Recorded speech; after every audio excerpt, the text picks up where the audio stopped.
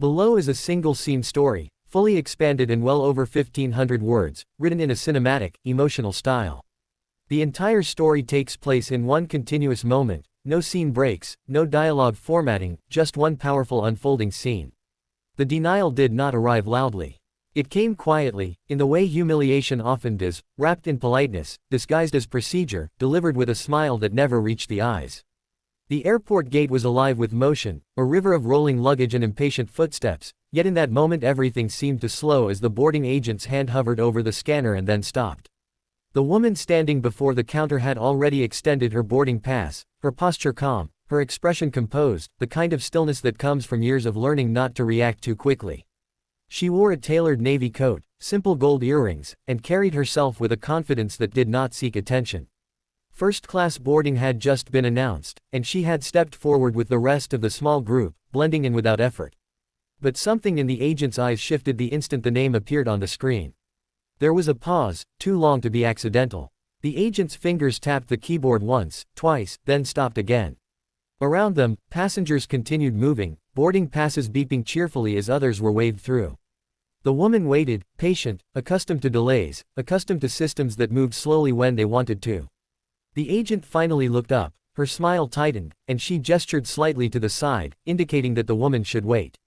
No explanation was offered, no apology, just a subtle redirection, as if this were the most natural thing in the world. Minutes passed. The first-class line thinned. A man in a wrinkled blazer was waved through without hesitation. Another passenger laughed with the agent, exchanging small talk, then disappeared down the jet bridge. The woman remained standing to the side, her boarding pass still in her hand, the unspoken question hanging in the air. She glanced at the screen behind the counter, which still read first-class boarding in bold letters. She checked her pass again, not because she doubted it, but because she had learned that sometimes people needed proof repeated twice before they believed it. Finally, she stepped forward again, gently placing the boarding pass on the counter. The agent's eyes flicked down and back up, and this time the smile vanished completely. The agent said something brief, something rehearsed, something about a seat reassignment, and a system issue, her tone clipped and final. The woman listened without interrupting, her face unreadable. Around them, a few nearby passengers slowed, sensing tension the way animals sense a change in weather. A man behind her frowned. A woman clutched her purse a little tighter. The agent slid the boarding pass back across the counter, not meeting the woman's eyes. The implication was clear: step aside, you do not belong here.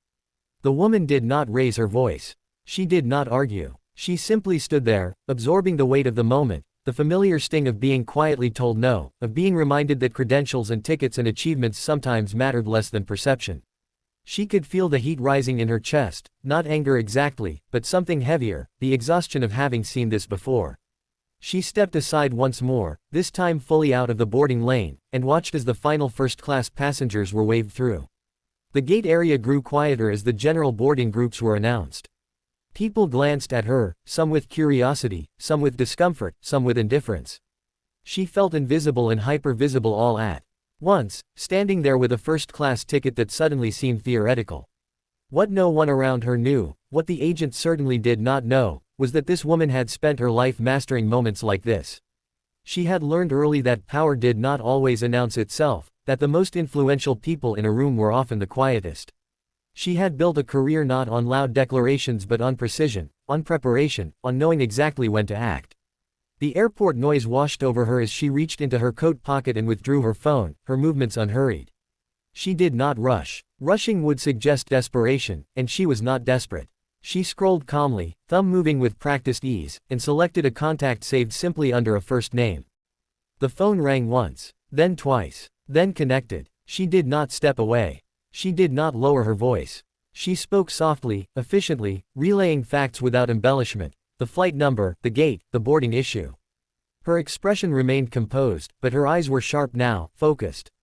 Whatever was being said on the other end caused her to nod once, slowly, as if confirming something she already knew. As she ended the call, the agent glanced up briefly, irritation flickering across her face at the sight of the woman still standing there. The general boarding announcement echoed overhead. A line began to form again, longer this time, messier. The woman remained exactly where she was, just to the side of the counter, neither obstructing nor retreating. She was waiting. The change came subtly at first. A supervisor approached the gate, her stride brisk, her expression serious. She leaned in toward the agent, speaking quietly but firmly, her eyes flicking between the screen and the woman standing nearby. The agent's posture stiffened. Her fingers hovered over the keyboard again, this time moving faster, more urgently. The supervisor straightened and turned fully toward the woman, her face now carefully neutral, professional. The surrounding passengers sensed a shift. Conversations paused. A few people leaned slightly closer, pretending to adjust bags or check phones while listening. The woman met the supervisor's gaze evenly, offering no smile, no challenge, just presence. The supervisor gestured toward the counter, indicating that the woman should step forward. She did, placing her boarding pass down once more, the same piece of paper that had been dismissed minutes earlier now treated with new respect. The supervisor scanned the pass herself. Her expression changed, not dramatically, but enough. A subtle tightening around the eyes, a brief inhale. She glanced at the agent, then back at the woman. Something unspoken passed between them, a recalibration of assumptions. The supervisor nodded once, then turned to the agent and said something that caused the agent's face to flush, color rising quickly up her neck. The agent reprinted something, hands shaking just slightly, and slid a new boarding document across the counter. This time, it was accompanied by an apology, delivered stiffly, as if forced through clenched teeth. The woman listened, accepted the paper, and said nothing. She did not need to.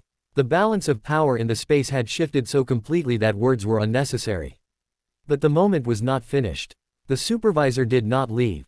Instead, she stood there, addressing the agent again, this time with a firmness that could not be mistaken. Other staff members had begun to notice, gathering subtly, pretending to busy themselves nearby. The woman stood quietly as the conversation unfolded around her, the airport hum continuing as if nothing extraordinary were happening, even as something very important was. The supervisor gestured toward the jet bridge, then toward the agent's terminal. The agent nodded repeatedly, her earlier confidence gone. The supervisor then turned back to the woman, her tone now careful, respectful, offering assurances that went beyond the seat itself. The woman acknowledged them with a slight nod. She did not gloat. She did not smile. Vindication, for her, was not about triumph, it was about correction. As she finally walked down the jet bridge, first-class boarding long finished, the space seemed different. A few passengers avoided her gaze. Others watched her with something like awe. One woman offered a small, approving smile. The woman walked steadily, her heels clicking softly against the floor, each step measured. She took her seat without ceremony, placing her bag carefully in the overhead bin, smoothing her coat as she sat. Only then, as the aircraft door closed and the hum of the engines deepened, did she allow herself a quiet breath. Not relief, she had never doubted the outcome, but acknowledgement. Moments like these were never just about a seat. They were about being seen, about systems being forced to confront their own blind spots, about reminding the world that assumptions could be expensive. The plane taxied forward, and outside the window the airport lights blurred into lines of gold. The woman looked out, her reflection faintly visible in the glass, and allowed herself the smallest smile, not for what had been taken back, but for what had been demonstrated. Power did not need to announce itself. Sometimes, it simply waited, made one call, and let the world adjust accordingly.